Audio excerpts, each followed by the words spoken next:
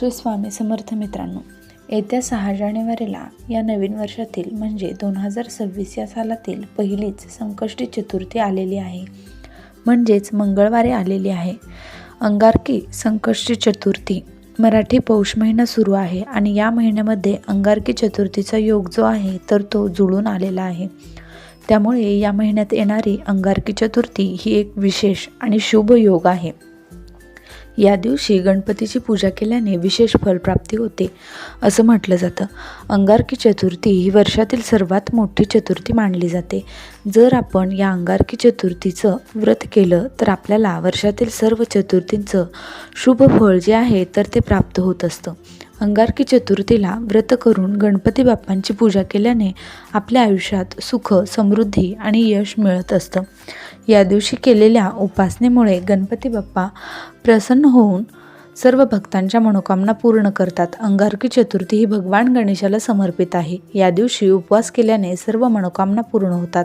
नवीन वर्षातील पहिलीच अंगारकी चतुर्थी आल्याने तिचे महत्त्व हे अधिकच वाढते. जेव्हा चतुर्थी ही मंगळवारी येते तेव्हा अंगारक योग हा तयार होतो आणि या चतुर्थीला अंगारकी चतुर्थी असं म्हटलं जातं. या दिवशी दिवसभर व्रत करून संध्याकाळी चंद्रोदय झाल्यावर उपवास सोडला जातो. जर आपण या दिवशी चंद्राची पूजा न करता हे व्रत सोडलं तर या व्रताचा आपल्याला कुठलाही शुभफळ जे आहे तर ते प्राप्त होत नाही. या अंगारकी चतुर्थीचा चंद्रोदय जो आहे तर तो रात्री 9:22 होणार आहे. म्हणून आपल्याला या वेळेमध्येच चंद्राची पूजा करून जे व्रत आहे तर ते सोडायचे आहे.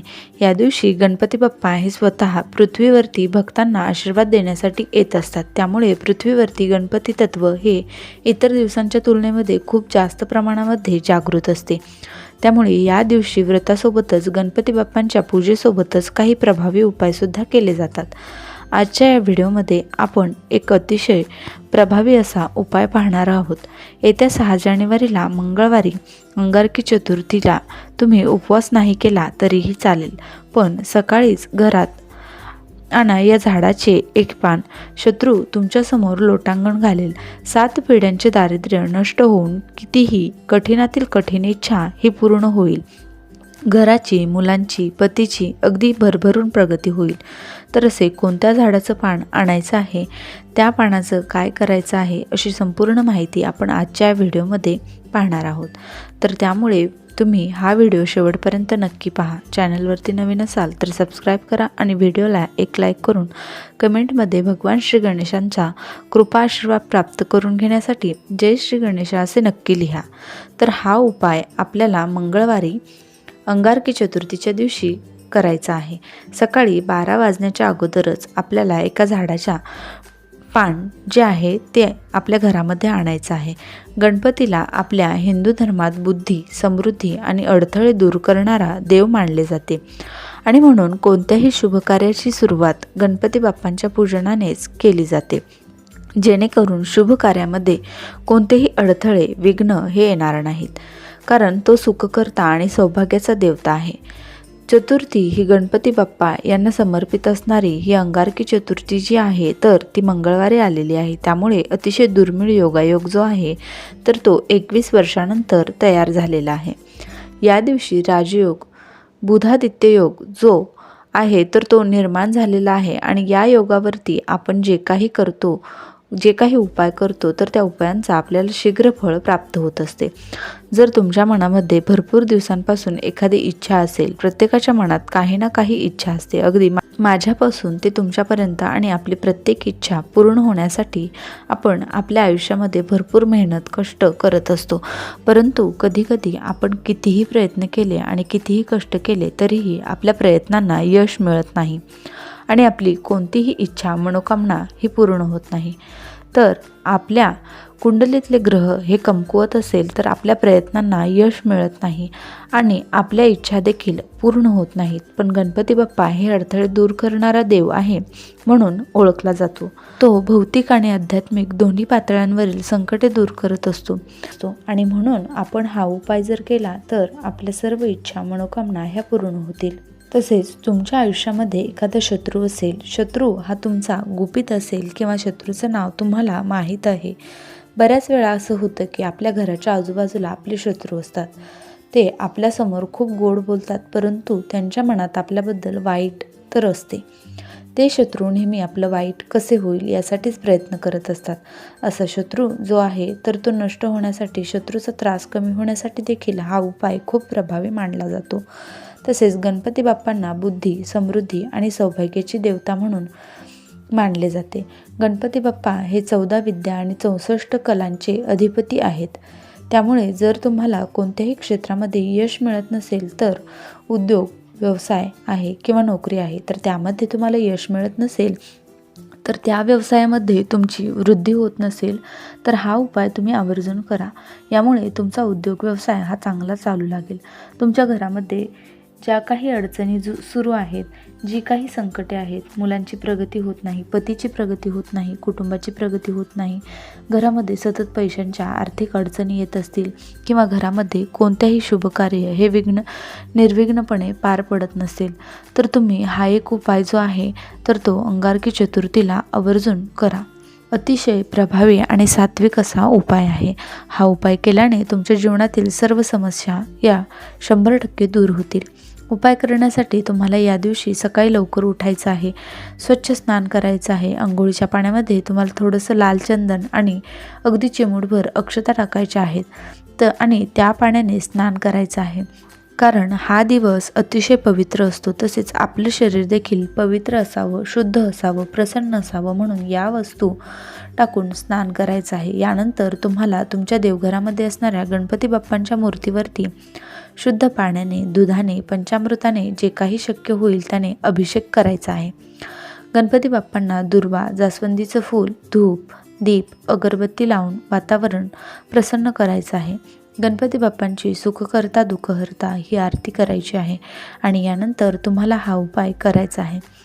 जर तुम्ही विधिवत गणपती बाप्पांना प्रसन्न करून घेतले, तर बाप्पा तुमच्यावरती प्रसन्न होतील आणि यानंतर जो तुम्ही उपाय करणार आहे तर त्या उपायाचा बाप्पा तुम्हाला शीघ्र फळ देतील.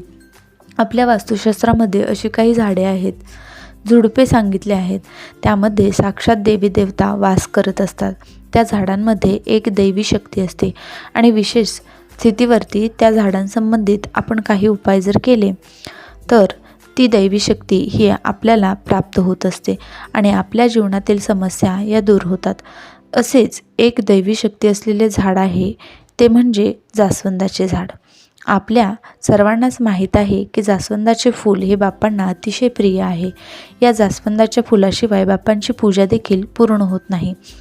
बाप्पांना फक्त जास्वंदाची फुलंच नाही, तर या झाडाची पानं देखील अतिशय प्रिय आहेत आणि म्हणून आपल्याला ज्या झाडाला लाल जास्वंदाची फुलं येतात, तर त्या झाडाचं एक पान तोडायचं आहे. पान घेताना चांगलं घ्यायचं आहे, ज्याला देठ असेल, कुठेही फाटलेले नसेल असं चांगलं एक पान तुम्हाला घ्यायचं आहे आणि त्या पानासोबत तुम्हाला त्या झाडाची एक छोटी काडी सुद्धा घ्यायची आहे. यानंतर हे पान आपल्या देवघरामध्ये आणायचं आहे, स्वच्छ धुवून घ्यायचं आहे, देवघरासमोर बसायचं आहे आणि यानंतर त्या पानावर तुम्हाला लाल चंदनाने तुमची इच्छा लिहायची आहे. अगदी 2 ते 3 शब्दांमध्ये तुम्हाला तुमची इच्छा लिहायची आहे. जसे की नोकरी प्राप्तीबद्दल असेल तर नोकरी मिळण्यासाठी किंवा नोकरी प्राप्ती, शत्रू नष्ट होण्यासाठी, मुलांची प्रगती, पतीची प्रगती किंवा घरातील दोष दूर होण्यासाठी जी काही तुमची समस्या असेल तर ती त्या पानावरती तुम्हाला कुंकवाने किंवा लाल चंदनाने लिहायची आहे. कुंकवामध्ये किंवा चंदनामध्ये थोडंसं पाणी टाकून गंध तयार करा आणि त्यानंतर जास्वंदाच्या झाडाच्या काडीने तुम्हाला त्या पानावरती इच्छा लिहायची आहे. यानंतर हे पान जे आहे तर ते आपल्या गणपती बाप्पांसमोर ठेवायचे आहे. ठेवताना देठ हा गणपती बाप्पांकडे येईल अशा पद्धतीने तुम्हाला हे पान ठेवायचं आहे. यानंतर या पानावर तुम्हाला 21 दुर्वा बाप्पांना अर्पण करायचे आहेत. एक लाल जास्वंदाचं फूल अर्पण करायचं आहे. 11 अखंड तांदूळ घ्यायचे आहेत, कुठेही तुटलेले फुटलेले नसावे असे 11 तांदूळ घ्यायचे आहेत.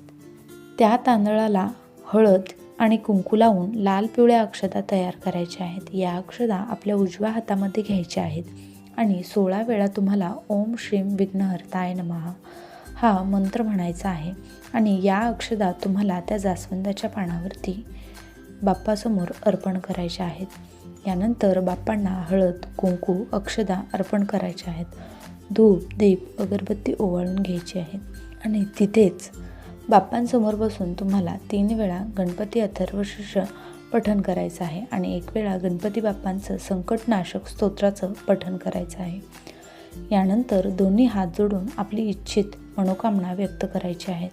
संपूर्ण दिवसभर हे पान बाप्पासमोरच ठेवायचं आहे आणि 1 तुपाचा किंवा तेलाचा दिवा देखील सायंकाळपर्यंत चालू ठेवायचा आहे. यानंतर सायंकाळी 4 वाजल्यानंतर काय करायचं आहे, ते पान जे आहे तर ते बाप्पांसमोर उचलून घ्यायचं आहे. त्या पानावर अर्पण केलेल्या 11 तांदूळ, दुर्वा, जास्वंदाचे फूल आहेत तर ते तुम्हाला त्या पानामध्ये बांधून एका धाग्याने पॅक करायचं आहे आणि यानंतर हे पान घेऊन तुम्हाला तुमच्या घराजवळ जिथे कुठे गणपती बाप्पांचं मंदिर असेल तर तिथे जायचं आहे आणि हे तुम्हाला बाप्पांच्या चरणी अर्पण करायचं आहे आणि पुन्हा एकदा आपली इच्छित मनोकामना व्यक्त करायची आहे. अशा पद्धतीने हा तुम्हाला उपाय जो आहे तो अंगारकी चतुर्थीला करायचा आहे. अतिशय प्रभावी उपाय आहे, तुम्ही नक्की करा. हा उपाय केल्याने तुमच्या सर्व इच्छा मनोकामना पूर्ण होतील, आयुष्यातील सर्व समस्या या दूर होतील. तर ही अतिशय महत्त्वपूर्ण माहिती मला तुमच्यापर्यंत पोहोचवायची होती. व्हिडिओ आवडला असेल, माहिती उपयुक्त वाटली असेल तर व्हिडिओ लाईक नक्की करा आणि चॅनलला सबस्क्राईब करून आम्हाला प्रोत्साहित करा. जास्तीत जास्त लोकांपर्यंत हा व्हिडिओ नक्की शेअर करा. चॅनलवरती नवीन असाल तर सबस्क्राईब करा. धन्यवाद. श्री स्वामी समर्थ. गणपती बाप्पा मोरया.